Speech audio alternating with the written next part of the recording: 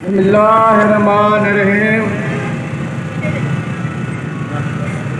जनाब assistant commissioner साहब तौसा व दीगर अफसरान जनाब DSP साहब भी शायद मौजूद होंगे। जनाब SHO भी मौजूद हैं, डॉक्टर हैं और कुछ ऐसे अफसरान हैं जिनके बारे में हम बता नहीं सकते। वो जो मौजूद हैं उनका नाम नहीं ले सकते।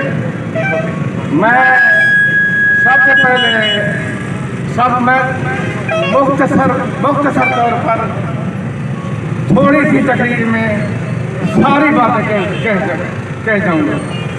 सबसे पहले मैं ये कहूँगा कि पाक फौज ने 1947 से आज तक पाक फौज ने कुर्बानी दी है। पाक फौज की कुर्बानियाँ नाकाबिले फरामोश हैं। मैं छोटा था, मुझे आज तक याद है 1965 की जंग जब हुई थी तो रात को दिए बुझा दिए जाते थे, चूल्हे बुझा दिए जाते थे, ये ट्रैफिक बंद कर दी जाती थी। यानी इतना सख्ती थी, इतना वो खतरात थे कि रात को दिए नहीं जलते थे। मुकाबला अगर किया तो आर्मी ने किया। सन 71 की जंग में ये इंडिया की फौज, मैं हकीकत बयान कर रहा हूँ कि लाहौर तक पहुँच गई, वाघा बॉर्डर तक पहुँच गई थी, मगर इंडिया की फौज को हमारी जरूरतमंद फौज ने पछपा किया। हमारी जरूरतमंद फौज ने पछपा किया।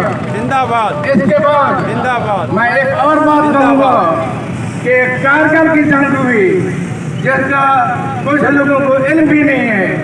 कारगिल की जंग में हमारे हजारों शहीद, जिनमें मेजर, कर्नल, सिपाही, कांस्टेबल, इन लोगों की लाशें घरों तक पहुँची और ये लाशें सटक पे सटक जाती रहीं।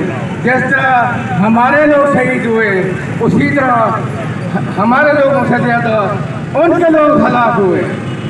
उन्होंने बयान नहीं किया, उन्होंने बताया नहीं, हमारा कुछ न कुछ पता चलता रहा। इसके बाद जो है ना, मैं ये कहूँगा वज़ीरिस्तान के जंग, अफगानिस्तान पाकिस्तान